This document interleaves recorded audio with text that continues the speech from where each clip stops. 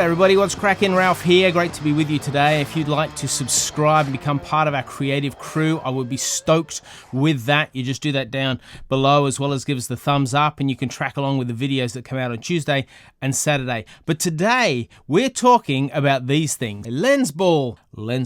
LENSBALL photography, lens balls. I know, right? Oh, it's so good. All right, the first thing you need to know about these is if you drop them, it will chip and shatter and break. So rule number one, do not drop the ball. You see what I did there? Didn't even plan that, just came out. It's a good A.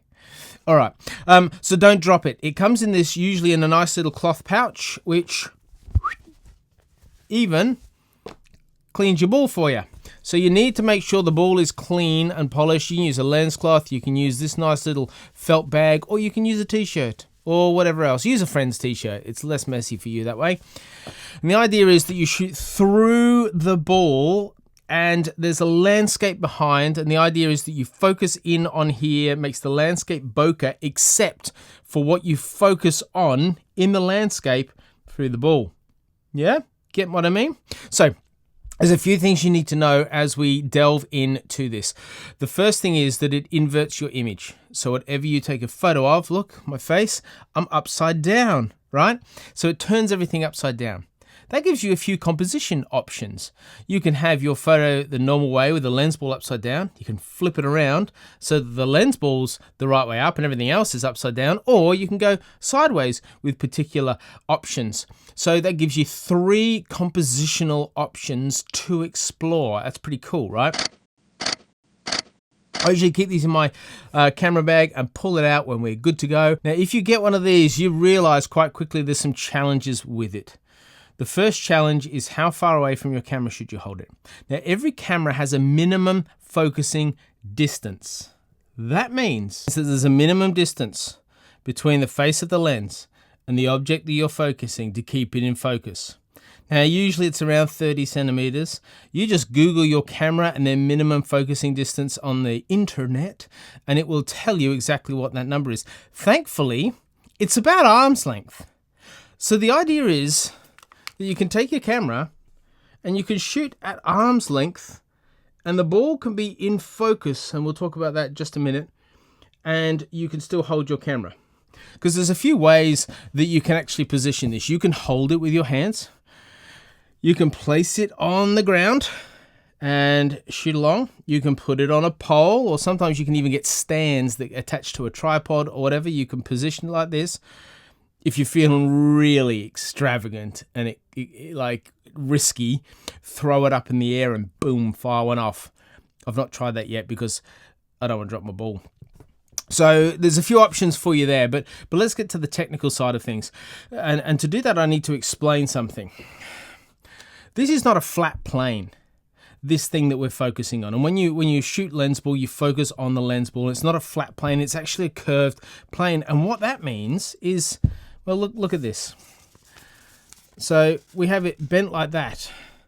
But what actually means is there's all these focal points that exist from the top, the part of the ball that's facing closest to you, all around to the edge. And those increments, whereas if they were like this, would be further apart. Because they're on a curve, they change a lot. So what we're looking for is what's the best depth of field that handles a lens ball when held at the minimum focusing distance. Well, I'm glad you asked, because I did some experimenting today to see if I could work it out. And this is what I came up with. This shot is shot on the aperture of 2. And as you can see, the background and most of the lens ball is extremely blurry. We actually want a sharper lens ball. And so if we increase the aperture to 2.8, you see how it gets sharper and clearer, but it's still kind of fuzzy around the edge of the ball. It's super fuzzy in the background. Bokeh, that's called. If we go up to an aperture of 4, we start to get a little bit of definition in the background, but what you can also see is more definition within the lens ball. So the question is, between the center of the lens ball and the edge of the lens ball, are we happy with how much is in focus, because as you can see, right in the middle of the lens ball is really in focus, and as you go to the left, to the right, up or down, that focus fades. So if we go next to an aperture of 5, so it's 4.3, it's 5, things are starting to get more and more in focus. Then we can go to aperture of 6.3, and that's starting to look really sharp. Now, here's something we need to be careful of. We always need to balance, and that is if we go to, say, an aperture of 16, all of a sudden the background is actually in focus. We don't want that. For the lens ball to represent what we want it to represent, we need to shoot at about 6.3. So just to show you, that's aperture of 10. That's an aperture of 8, and that is what I'm recommended at 6.3. Now, it will vary what you should shoot on based on how far the lens ball is from your lens, how far the lens ball is from the actual subject that you're shooting, and also what lens you have on. But my suggestion would be to start on an aperture of 6.3 and focus on the middle point of the ball, because there's a lot of range here, but that range you lose, it shrinks down. You see, there's only actually that much range. There's not that much range, focal range in the lens ball. So I would suggest focusing right smack bang in the center, locking on your focus so you're good to go.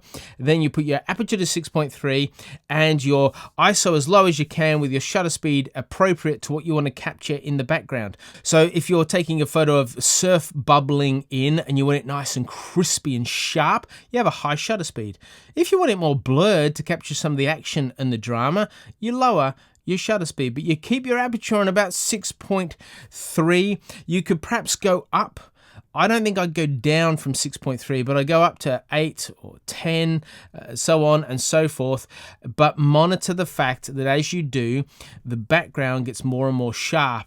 And the more and more sharp the background gets, the less effect you get from your lens ball. So finally, let's talk about composition. Yes, composition. How do you put it together? Well, I would suggest putting this somewhere in the foreground. You can put it in the middle, you can put it to the side, you can hold it. But what you're really doing when you're looking down the camera, you're looking into the lens ball at composing a circular image in the lens ball that's captivating. And the background will take care of itself. And so if you're in the city at night, you make sure the lights and the configuration in your lens ball is bang on to what you want it. If you're down the beach, you're doing that. If you're shooting up at trees, you're composing what looks like in the lens ball. And the trouble is, you're holding the lens ball like this, you're holding your camera like this, and you're shaking. So do yourself a favor, put your vibration reduction on your camera.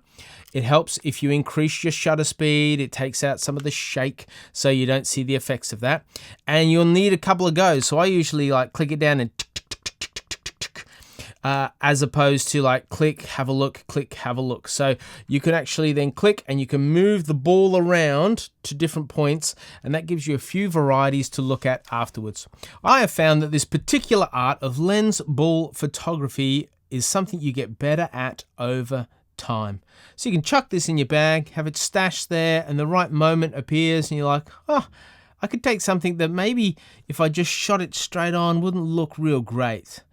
But if I get out the lens ball and I make that the point of focus, it can turn what could potentially be a boring image into a fascinating image, especially when the light hits the lens ball and it creates a shadow or it creates the laser effect. There's all sorts of things you can do with this. So what I'd love you to do, here's the challenge. Follow me on Instagram, take a photo of a lens ball and tag me in. I would love to see what you come up with and how good it looks and how you're going with it all. And if you want some advice on those shots, just ask for it and I can give you my humble opinion. Art is in the eye of the beholder, but I would love to just connect with you on the gram. So if that's something you're into, you're on there, give us a follow and I will have a look at your images and cheer you on. So that's it for me today. Subscribe below, give us a thumbs up. I'll see you in the next video.